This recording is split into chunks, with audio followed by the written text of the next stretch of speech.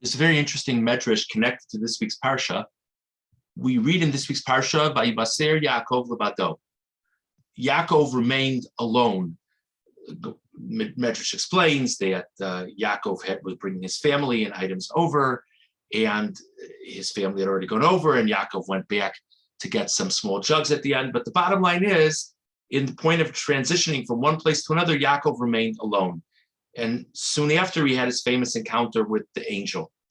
Medrash says that Vayivaser Yaakov levado is related, in a sense, Yaakov remaining alone, is related to a pasuk we say of great praise of Hashem, V'niskav Hashem levado bayom hahu, that God will be lofty alone on that day.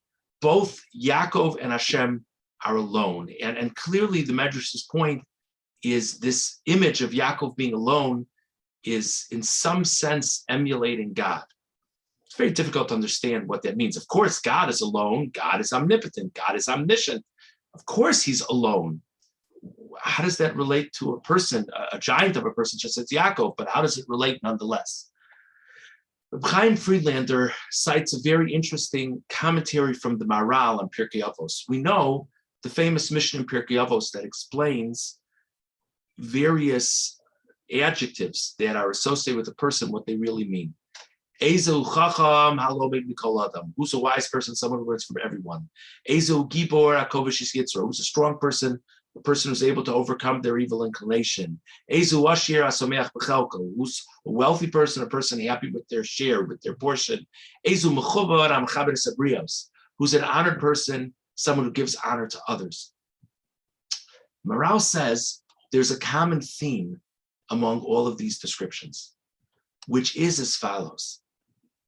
Each of these descriptions are showing that the way to attain a certain point in life is not based on anyone but myself.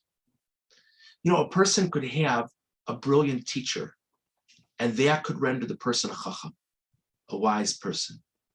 Maharal says, no, the Mishnah is saying that your wisdom can't be rooted in the fact that you happen to have a brilliant teacher. It has to be that even if you don't have a brilliant teacher, you can attain wisdom through learning from all different people. I don't want to take the time to go through the Maharal's commentary on all of the points in the Mishnah, but just to go to one more.